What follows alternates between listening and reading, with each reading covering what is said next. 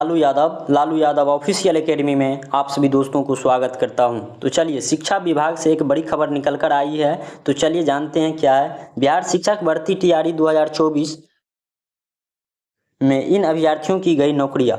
आप भी रहे सावधान। हाई कोर्ट का बड़ा फैसला, जिसमें कि ऑफिशियल नोटिफिकेशन भी जारी कर दिया गया है। चलिए जानते हैं किन किन विद्यार्थियों को जो है नौकरी गई है। तो चलिए ऑफिशियल नोटिफिकेशन के जरिए जानते हैं। शिक्षा विभाग बिहार पटना माननीय उच्च न्यायालय द्वारा पारित आदेशों के अनुपालन हेतु आवेदिका द्वारा समर्पित आवेदन के परिपक्ष में दिनांक 24/4/2024 को कक्षा में सुनवाई की गई, जिसमें जो है सुनवाई के क्रम में आवेदिका उपस्थित हुई।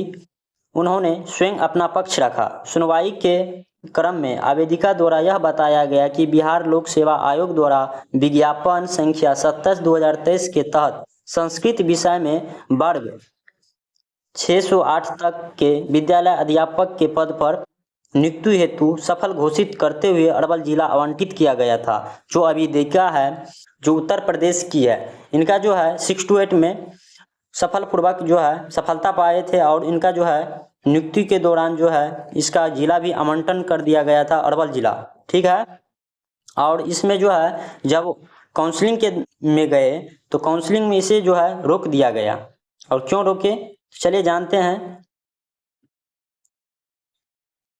आवेदिका का कहना है कि केंद्रीय शिक्षा पात्रता परीक्षा सीटेट में 60% से कम अंक होने के कारण काउंसलिंग में रोक दिया गया। ठीक है।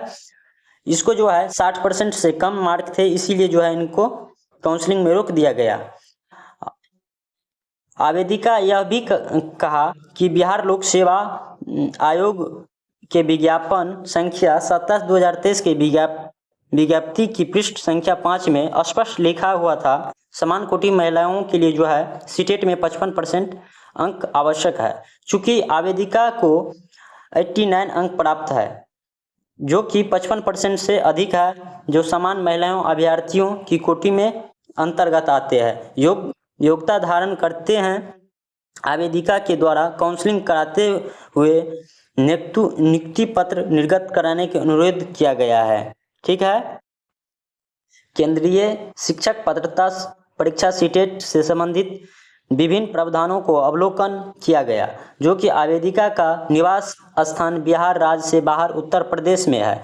केंद्रीय माध्यमिक शिक्षा बोर्ड CBSE द्वारा आहूत केंद्रीय शिक्षक पात्रता परीक्षा CTET के अधिसूचना में स्पष्ट है कि समान श्रेणी के अभ्यर्थियों को 60% या अधिक अंक प्राप्त करने पर योग्य घोषित किया जाएगा। उसी प्रकार समान वर्ग की महिला को 60% या अधिक अंक प्राप्त करने पर उन्हें योग्य घोषित किया जाएगा। अधिसूचना यह भी अंकित है कि विद्यालय प्रबंधक राज्य सरकार अनारक्षित नीति के तहत अनुसूचित जाति और अनुसूचित जाति या पिछड़ा वर्ग निःशक्त व्यक्ति को छूट दे सकती है, जिसमें जो है बाध्य हो कि बिहार राज्य का महिला और शिक्षक नियुक्ति में 50% का आरक्षण भी दिया गया है। जो भी बिहार के महिलाएं हैं उसको 50% का आरक्षण भी दिया गया है। इसी परिप्रेक्ष्य में राज्य सरकार ने अत्यंत पिछड़े वर्ग को समान कोटि की महिलाओं का छूट दिया गया है। इस प्रकार के छूट के लाभ उठाने के लिए बिहार के स्थानीय निवासी होना चाहिए, न कि बिहार से अलग स्टेट का। ठीक है। तो इसीलिए इसको जो है नियुक्ति पत्र को रद्द कर दिया गया है। इससे साफ साफ पता चलता है कि 60% से कि अगर अलग स्टेट का है, अदर स्टेट से हम आए हैं, बिहार में अगर जॉब करेंगे तो कम से कम जो है 90 नंबर, जो कि 60% होता है, होना जरूरी है। या अभी जो 1.0 या 2.0 में नौकरी लग गया है, अगर 60% से नीचे नंबर है तो उन लोग को जो है नौकरी आज के ऑफिशियल डाटा के अनुसार चली गई है। तो आप लोग जो है ध्यान रखें, अगर अलग स्टेट से है या अदर स्टेट से आप लोग हैं तो कम से कम जो है 90 नंबर होना चाहिए, न कि 90 से कम। सारी जानकारी इस प्रकार थे।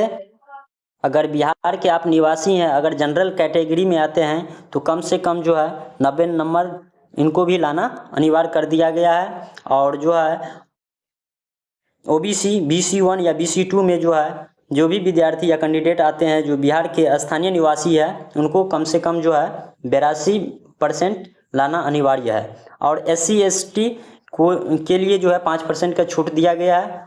उन लोगों के लिए जो है 75% पे पास है CTET में। ठीक, तो इस चीज़ को आप लोग ध्यान में रखेंगे। आगे से जो है जिन लोगों का 90 से कम नंबर है, अगर आप अदर स्टेट से हैं तो कृपया जो है करके आप लोग जो है 4.0 में अप्लाई मत करिएगा, क्योंकि अगर आप लोग कहीं किसी भी तरह से अगर एग्ज़ाम देते हैं फॉर्म भर के और रिजल्ट आएगा, इसके बाद भी कहीं न कहीं आप लोग फिर जांच होगी तो फिर पकड़ाएंगे आप लोग। तो इसी प्रकार जो नौकरी कर लिए हैं उन लोगों को भी बाहर किया जा रहा है। ठीक है, तो इसी प्रकार जो है आप लोग ध्यान में रखते हुए सारे बातों को डालिएगा। चलिए, यही था आज का अपना इन्फॉर्मेशन। आप लोग जो है चैनल को लाइक सब्सक्राइब कीजिए, और कोई भी एजुकेशन विभाग से या शिक्षा विभाग से कोई भी इन्फॉर्मेशन मिलता है तो सबसे पहले जानकारी यहीं पे मिलेंगे। तो आप लोग जो है चैनल को लाइक सब्सक्राइब कीजिए ताकि सारे वीडियो आप यहाँ पे देखने को आप लोगों को बीच में मिलेगा। Thank you so much.